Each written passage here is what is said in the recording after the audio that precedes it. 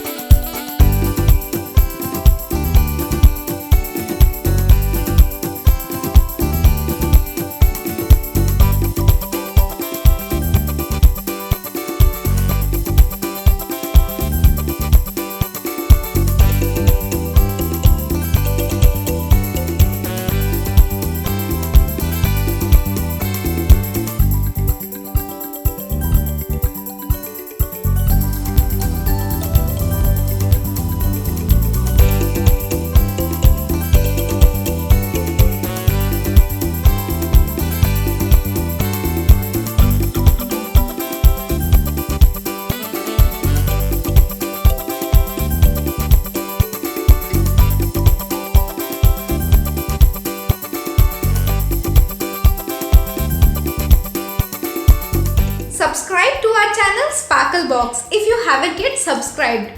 Don't forget to click the bell icon to get instant notifications on our new videos.